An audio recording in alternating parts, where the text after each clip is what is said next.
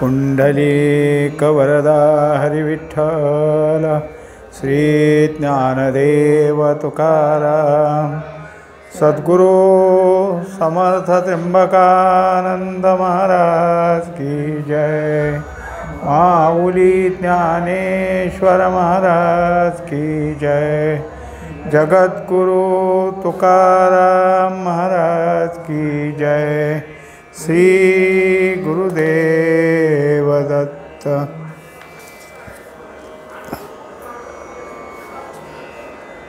पावो आपण पया ओळघे, केवी वन्ही आपण या लागे।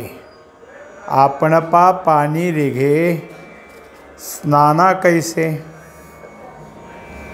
हा 55व्या श्लोकातला चाललेला विषय। ही ओवी आहे ती 1167।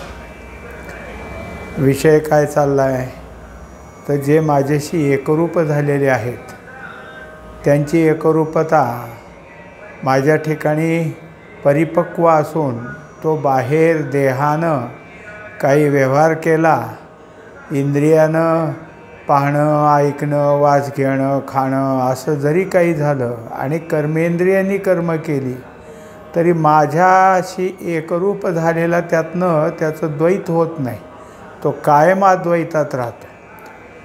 आता त्याच्या ठिकाणी जे काही असेल ते होतं खरं। त्याला आता उदाहरण एक दिलं की पाय आपल्या पण चाललेत, विस्तू किंवा अग्नी स्वतःची स्वतःलाच लागलेला आहे। किंवा तिसरं उदाहरण त्यांनी दिलं की पाण्यानेच म्हणजे मला आंघोळ करायची म्हणून पाणी अंगावर आंघोळ करून घ्यायला लागलं, असं होतं का। म्हणून सर्व मी झालेपणे, ठेले तया येणे जाणे, हे चिगा यात्रा करणे अद्वया मज। म्हणून तो आता माझ्याशी एकरूप झालेला आहे। आता त्याच्या ठिकाणी बाह्य व्यवहार झाले याचा अर्थ तो कुठंतरी गेला, कुठंतरी आला, हे पाहिलं ते ऐकलं असं नाही। दिसणाराला दिसल, इतराला वाटेल ह्यांचे सर्व व्यवहार चाललेत, पण तो माझ्याशीच एकरूप आहे। पै जळावरील तरंगू, जरी धाविन्नला सवेगू, तरी नाही भूमी भागू क्रमिला जैसा। तसंच पाण्यावर असलेली लाट किती वेगात आली तर ती पाण्यावरच राहील। पाणी सोडून कधी जमिनीवर जाईल का, आणि जमिनीवर गेली तर लाटपणानं राहील कशी ते सांडावे का मांडावे, जे चालणे जेणे चालावे, ते तोयेची एक आघवे म्हणून या। तेव्हा जसं या लाटेने हे सोडून द्यावं, ते घ्यावं किंवा आणखीन इकडं तिकडं जावं काही नाही। आणि जरी समजा त्या कोपऱ्यातनं या कोपऱ्यात वाहणारी लाट उलटं वारं सुटल्यावर उलटीकडं वाहिली, त्याच्यात काय फरक आहे। पाण्याशिवाय दुसरा काहीच तिथं भाग नाही। गेलियाही भलते होता, उदकपणे पांडुसुता, तरंगाची एकात्मता न मोडेची जेवी। तेव्हा ते ह्या दिशेनं तिकडं गेलं काय आणि त्या दिशेने इकडं आलं काय, मध्येच फिरून चक्र तयार होऊन आणखीन उलटीकडं कुठं गेलं काय, काही नाही। पाणी सोडून कुठं जाईल, इकडं तिकडं फिरलं तरी पाण्यावरच फिरणं आहे। तैसा मीपणे हा लोटला, तो आघवियाची मज आला, या यात्रा होय भला कापडी माझा। तेव्हा त्यांनी काहीही केलं असेल तर तो माझ्याशीच एकरूप आहे। जसं यात्रेकरू असतो, तो यात्रेकरू काय करतो तर या देवापासून त्या देवापर्यंत जायचं आणि पुन्हा तिथून पहिल्या देवाला निघाला होता तिथं जायचं। काशी कापडी जे असतात ते काशीहून रामेश्वरपर्यंत जातात, तर रामेश्वरहून पुन्हा काशीला येतात। दुसरं काहीच नाही जीवनात, एवढंच। मग म्हणले ते माझ्यातनं कुठे, हे माझ्या ह्यापासून माझ्या त्या रूपापर्यंत गेला, माझ्या त्या रूपापासून माझ्या या रूपाला आला। माझी 2 रूपं नाहीतच, पण त्याला वाटतं म्हणून त्याची ती यात्रा आहे। आणि शरीर स्वभाव वशे, काही एक करू जरी बैसे, तरी मीच तो तेणे मिशे भेटे तया। आता त्याचं शरीर आहे, शरीराला कर्म ठरलीत प्रारब्धाप्रमाणे, आणि त्याप्रमाणे शरीर काहीही कर्म करत असला तरी त्यांनी जे काही कर्म केलं असेल ते इंद्रिय जिथं जाऊन पोचतं. मग जसं पाहिलं पाहतेपणाला जे काही समोर वस्तू होती ती वस्तू, ऐकण्याकरता जे शब्द जिथून आले होते ते, वास घेण्याकरता असणारं सुगंधाचं ठिकाण, खाण्याकरता असलेले हे सगळं मीच आहे. त्यामुळे त्यांनी वेगळा व्यवहार केला असं होत नाही. तेथ कर्म आणि करता हे जावोनी पांडुसुता, मीच आत्मेनी मज पाहता मीच होय. तेव्हा काहीच नाही. एखादा काय आहे की कर्म केलेला दिसत असला तरी कर्म आणि त्याचा कर्तेपणा तो एकच. समजा एकच माणूस आहे घरामध्ये आणि त्यांनी ताट घेऊन जेवायला बसला, त्याचं तेच भाकरी वाढून घेतो, भाजी वाढून घेतो, अथवा काय असेल ते चपात्या पोळ्या काय त्याचं जे असेल ते घेतो. कोणीच नाही ना घरात, त्याच्या हातानेच घ्यायचं. पण त्याला एक हौस आली. आता घरात दुसरं कोणी असतं तर मग त्यांनी काय केलं असतं तसं तो स्वतः करतो की मग तिथलं काहीतरी घ्यायची चतकोर अर्धी घ्यावं डाव्या हाताने म्हणायचं, उजव्या हाताने म्हणायचं नको नको. मग हा भाग जरी घडला तरी द्वैत आलं का ह्यात? द्वैत नाही, दोन्ही एकच झालं. म्हणजेच कर्म आणि कर्ता दोन्ही एकच झालं. पै दर्पणाते दर्पणे पाहिलिया होय न पाहणे, सोने झाकलिया सुवर्णे न झाके जेवी. तसंच आरशानं आरशाला जरी पाहिलं तरी आरशात प्रतिबिंब उठलं तरी ते निर्मळच असतं, त्यात प्रतिबिंब आहे असं सुद्धा म्हणता येत नाही. तसंच सोने, आता एखाद्याने काय केलं, सोन्याचे दागिने केले, पण ते दागिने ठेवायला सोन्याचीच पेटी केली. मग सोनं झाकलं कुठे? सोन्याच्या दागिन्याला सोन्याच्याच पेटीत ठेवलं तरी सोनं उघडच आहे. दीपाते दीपे प्रकाशजे ते न प्रकाशनेची निपजे, तैसे कर्म मी आकीजे ते करणे कैचे. तेव्हा एकंदरीत एका दिव्याला दुसरा दिवा आपण नेहला नाही बघ तुला उजेड दाखवतो असं जर म्हणलं तर हा प्रकाश आणि तो प्रकाश एकच झाले. इथं व्यवहार कुठं काय झाला? तसं कर्म आणि करते पण सगळं एक झालेलं आहे. कर्मही करीतच आहे, जै करावे हे भाष जाये, तै न करण्याची होय तयाचे केले. तेव्हा आता आपण कसं माझं हे राहिलं आहे, माझं ते करायचं आहे, माझं ते, त्यांना तसं स्फुरण नाही पण करणं तर चालू आहे.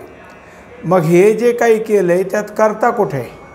आणि मी करतो अमक्यासाठी म्हणायचं तिथे इच्छाही नाही. तेव्हा या कर्माला अकर्म असं म्हणतात. अकर्म ह्याच्यामध्ये त्याचं कर्म झालं. क्रिया जात मी न झालेपणे, घडे काहीच न करणे, तयाची नाव पूजने खुणेचे माझे. तेव्हा कोणतीही क्रिया करत असताना काहीही घडलं तरी त्या क्रियेमध्ये मीपणा करतेपणा काहीच नाही. तेव्हा ह्याचं जे सगळी पूजा किंवा कर्म किंवा काय हे सगळं माझ्याशी संबंधित आहे, जसं काय माझी पूजाच त्यांनी केलेली आहे. म्हणून करतया ही ओझा, ते न करणे हेच कपिध्वजा, निपजे तया महापूजा पूजी तो माते. तेव्हा त्यांनी काही केलं काय, काही नाही केलं, दोन्ही केलं. करणं जरी झालं न करणं जरी असलं तरी तो माझी एक प्रकारे पूजाच करत आहे. एवं तो बोले ते स्तवन, तो देखे ते दर्शन, अद्वयमज गमन चालो त्याची. तेव्हा त्याचं जे बोलणं असेल ते माझी स्तुती करतो आहे. कोणाची काही व्यवहारीत बोलला तरी त्यांनी एक प्रकारे माझी स्तुती केली. त्यांनी जे जे पाहिलं ते मलाच पाहिलं आणि त्याचे पाय कुठं जरी गेले असले तरी माझ्याच अंगाच्या स्पर्शानं चालणं आहे. तो करी ते तुली पूजा, तो कल्पी तो जपू माझा, तो असे तेच कपिध्वजा समाधी माझी. तेव्हा आता त्यांनी इकडचं इकडं ठेवलं, माझीच पूजा केली. वस्तू काही असेल पण ती पूजा माझी. आणि कशाची तरी कल्पना करायला लागला तर उलटा माझा जप केला असं मला वाटतं. एवढं सगळं त्याचं जे चाललं आहे त्यात तो हालचाल जरी करत असला तरी समाधी त्याची माझ्यासाठीच आहे. जैसे कनकेसे काकणे आसिजे अनन्यपणे, तो भक्तियोगो योगे येणे मजशी तैसा. त्याच किती जरी झालं कोणते दागिने झाले तरी सोन्याला अनन्यच असतात ना. सोनं सोडून दागिने कसे होऊ शकतील? तसा तो भक्तियोगानं माझ्याशी एक आहे. उदकी कल्होळू कापुरी परिमळू रत्नी उजाळू अनन्यू जैसा. जसं उदकाच्या ठिकाणी तरंग अनन्य, कापराच्या ठिकाणी सुगंध परिमळ अनन्य, रत्नाच्या ठिकाणी असलेली रत्नाची कीळ किंवा त्याची झळाळी ते अनन्यच. हे जसं त्याला सोडून नसतं, एकच असतं. किंबहुना तंतुसी पटू का मृतिकेशी घटू, तैसा तो एकवटू मजशी माझा. याप्रमाणे त्याच्या ठिकाणी काय आहे की जसं कापड असलं तर त्याचा दोरा एक रूपच असतो त्याच्याशिवाय कापड कसं होईल? आणि मातीचाच घट बनवला तरी मातीशी तो एकरूपच राहिला. हे सगळे जसे एकरूपच असतात तसं तो माझ्याशी एकरूप आहे.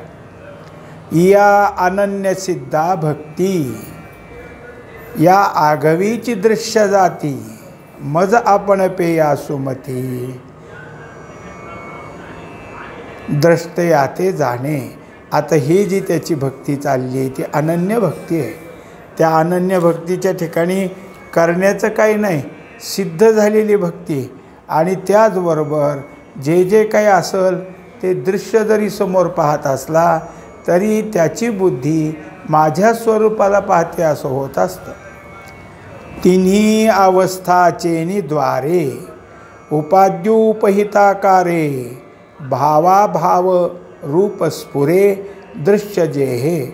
आता त्याच्या ठिकाणी जागृती असेल, स्वप्न असेल, सुषुप्ती असेल, तिन्ही अवस्था आहे. या तिन्ही अवस्थेप्रमाणे असलेलं विश्व आहे, तेजस आहे आणि प्राज्ञा आहे. हे उपाधी उपहित त्याचं तिथंही आहे. आणि काही गोष्टी आहे आणि काही गोष्टी नाही. म्हणजे भावरूपता आणि अभावरूपता हे सगळं जर काही असेल तर माझ्याच ठिकाणी त्याचं सगळं आहे. ते हे आघवेची मी द्रष्टा, ऐसिया बोधाचा माझी वटा, अनुभवाचा सुबटा धेंडा तो नाचे. तेव्हा किती अद्वैताचं किती समजून दिले पहा आपल्याला.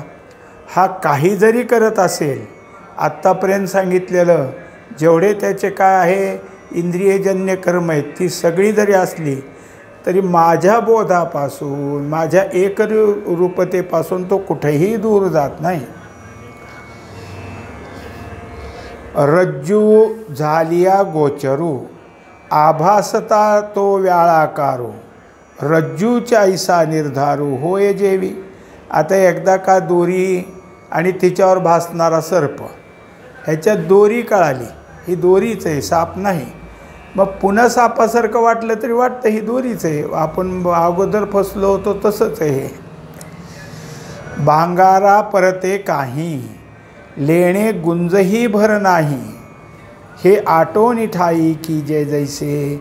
आता मागही तेच झालं की जसं सोने आणि सोन्याहून झालेले दागिने हे यत्किंचितही सोन्याला सोडून राहत नाही, कारण सोनं दागिने एकच असतं. तसं हा माझ्या ठिकाणी एक आहे. आता हे जे दागिने आहेत की त्याला आपण दागिने म्हणतो.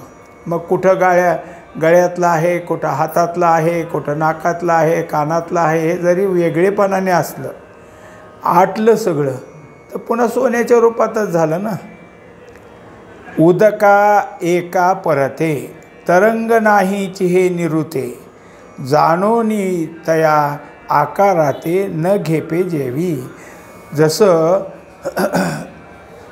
लाटा असली तरी त्या समुद्राला किंवा सरोवराला किंवा तलावाला सोडून नाही. तरंगाची उदक आणि उदकाची तरंग, तरंगण उदक एकच जसं आहे ते एकमेकाला सोडून नाही. ना तरी स्वप्न विकारा समजता, चेवोनिया उमाने घेता, तो आपणया परवता न दिसे जायचा. आता किती जरी झालं तरी स्वप्नात जे काही दिसत असतं ते एकदा जागा झाला म्हणजे मग त्याच्या लक्षात येते की काही नाही, स्वप्नात अनेक गोष्टी बघितल्या पण मीच आहे, दुसरं काही नव्हतं. तैसे जे काही आथी नाथी येणे होय ज्ञेय स्फूर्ती, ते ज्ञाताची मी हे प्रतीती होवनी भोगी. आता काही गोष्टी समजल्या, काही गोष्टी समजल्या नाहीत. मग समजलं तेही माझं स्वरूप आणि समजलं नाही तेही माझं स्वरूप. जे समजतं त्यालाही ज्ञाता ज्ञेय ही जी त्रिपुटीप्रमाणे जाणणारा जो होता त्याला ज्ञेय असतो म्हणून जाणत असतो, आणि जाणलं नाही म्हणणारा ज्ञाता ज्ञेय म्हणूनच जाणलं नाही म्हणतो. जाणे अजू मी अजरू, अनंतो मी अद्वैतू, आद्यो मी अव्यक्तू, व्यक्त ही मी. आता तो कसा आहे तर मी नित्य आहे, अद्वैत आहे, अनंत आहे आणि सगळ्याच्या अगोदरचा असून अव्यक्तही मीच आहे, व्यक्तही मीच आहे. जाणे आजो मी अजरू, अक्षयो मी अक्षरू, अपूर्व मी अपारू, आनंदो मी. तेव्हा तोच कसा आहे तर अजय, म्हणजे कधीच न त्याचा जन्म आहे असं नाही, तो अखंड आहे, अक्षय आहे, अक्षरूही तोच आहे आणि अपूर्व अपार सगळं जर काही असेल तर आनंद स्वरूप तोच आहे. ईश मी ईश्वरू, अनादि मी अमरू, अभय मी आधारू, अध्येय मी. त्यानंतर नियमित करणारा म्हणजे जे नियम्य आहे ते मीच. नियम्य कोण करतात? ईश्वर, म्हणून ईश्वरही मीच. अनादि मी आणि जो काही अखंड आहे तोही मीच. सगळं असणाराच अभय मी, आधार मी. सगळी विशेषणं भगवंताची जी आहेत ती जिथं जिथं ग्रंथात येतात ते माझं स्वरूप आहे. स्वामी मी सदोदितू, सहजू मी सततू, सर्व मी सर्वगतू, सर्वातीतू. तेव्हा एकंदरीत मीच मालक आहे, मीच सगळीकडचा व्यापक आहे, सहज मीच आहे आणि सतत संबंध करणारा मीच आहे, म्हणून मी सर्वगत आहे. माझं ठिकाण सोडून किंवा मी सोडून जागा कुठं सापडणार नाही. नवा मी पुराणू, शून्य मी संपूर्ण, स्थूल मी अणू, जे काही ते मी. आता जे जे नवं दिसतंय आपल्याला, अलीकडं आलं, अलीकडचं हे अलीकडं नवीन निघालं म्हणतो ते माझंच आहे. अगोदर होतं पुराणात पौराणिक ते माझंच आहे. आता वस्तूत बदल होतो, नवीन वस्तू आपल्या पुढं आली, भगवंताचं स्वरूप. ज्या जुन्या वस्तू होत्या मागं पडल्या त्याही भगवंताचं स्वरूप होतं. याचप्रमाणे जे काहीच नव्हतं ते शून्य मीच आणि आता सगळीकडं संपूर्ण झालं तेही मीच आहे. जेवढं दिसतं ते स्थूल मीच आहे आणि जेवढं सूक्ष्मात सूक्ष्म आहे तेही मीच आहे. अक्रियो मी एकू, असंगो मी अशोकू, व्याप्यो मी व्यापकू, पुरुषोत्तमो मी. याचप्रमाणे ज्या काही क्रिया केल्या त्या मीच, न क्रिया करून स्थिर होता तोही मीच, आणि जे काही असेल माझं स्वरूप ते व्यापक. व्याप्य कोण आहे? मीच. आणि कोणाला व्यापलं तर मलाच. अशब्दो मी अश्रोतृ, अरूपो मी अगोतृ, समू मी सर्वतृ, ब्रह्म मी परू. तसंच शब्द काही उच्चार नसले तर मीच, आणि शब्द ऐकू येत होते ते ऐकणारा कोण? तेही मीच. सगळ्या काही असणाऱ्या सगळ्या गोष्टी कोण आहे तर मुख्य मी आहे. मला जे काही ज्याचं गोत्रावळ असते त्या गोत्रावळीतला मीच आणि गोत्र नसणाराही मीच. हे सगळं स्वरूप माझंच आहे. ऐसे आत्मत्वे मज एकाते, या अद्वय भक्ती जाणोनी निरुते, आणि याही बोधा जाणते तेही मीची जाणे. आता एकंदरीत इतकी सगळी लक्षणं सांगितल्यानंतर मी जो आहे तो आत्मतत्वाने त्याच्या ठिकाणी मी एकच असून तो त्याच एकत्वाला अद्वै भक्तीने भोगत असतो. म्हणजे त्याच्या ठिकाणी अद्वैता परिपूर्ण आहे आणि त्याचा तो बोध टिकून आहे. पै चैलियानंतरे आपुले एकपण उरे, तेही तो वरी स्फुरे तयाशीच तैसे. जसा मनुष्य झोपी जातो, काही असेल स्वप्न वगैरे, पण एकदा जागा झाल्यावर माझा मीच एक होतो हे जसं त्याच्या लक्षात येतं. का प्रकाशता अर्कू तोच होय प्रकाशको, तयाही अभेदा द्वेतको तोच दैसा. आता जे जे काही असतं ते अंधार असल्यावर आपल्याला दिसत नाही. मग सूर्य उगवल्यावर दिसतं, सूर्याच्या प्रकाशाने वस्तू दिसली. मग सूर्याच्या प्रकाशाने सूर्य पण दिसला ना.